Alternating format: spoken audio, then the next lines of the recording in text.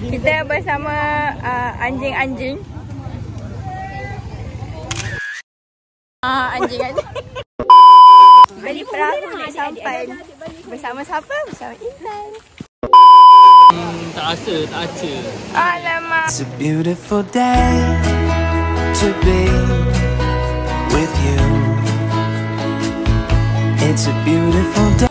Kami berada di ketinggian 1,400 kaki daripada laut. Ibarat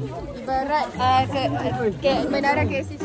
Di laut timur ke barat selalu. Ibarat pengejar cinta yang tak pasti. Temukan kami di next blok. Ni di next checkpoint. Tolak atas. Saya penat sebab gitu. Lepas tu badan saya tak apa. Tu belakang. Jangan. Ui, dia takut masuk frame. Apa perasaan? Perasaan saya apa? Mak, saya masuk TV. Nanti ni subscribe. Apalah nak kat atas. Ha. Nak. Okay, sekarang di kilometer yang ke-15. Masih teguh di tenaga. 1.48. Kalau korang nampak, kita orang akan hiking tu. Yang tinggi dia 3 kaki. 3 kaki sikit je.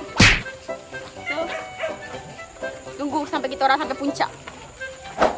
Checkpoint kedua. Kita ada 5 checkpoint, berbaki 3. Dia orang sekarang pada kilometer 20. 20 kilometer. DNA 366. Blood pressure. Blood pressure 130 normal. Baik. Semua 50. Kak.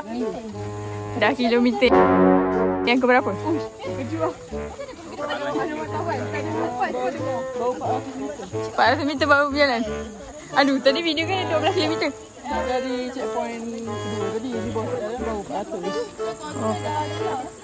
Berapa? Tadi berapa? 26. 36 km. Sangat-sangat terbaik. Saya masih maintain ya, sebab saya fit. Okey, tolak.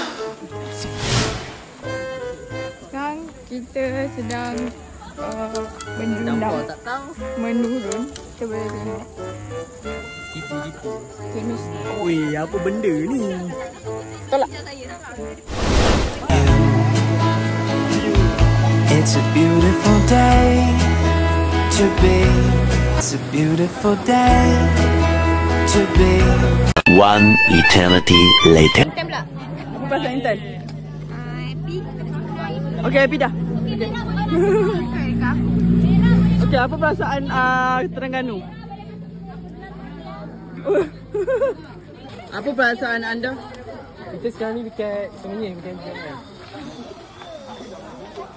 Apa perasaan? Best. Best. Tadi kan di jalan kan macam kau tinggal mengampas. Kenapa kau tak ni tolong dia? Dah. Kau pun hulu hati kan? Dah tanya. Cik kena tinggal mengampas je. Weh, boleh bayang muka macam tu. Boleh bayang.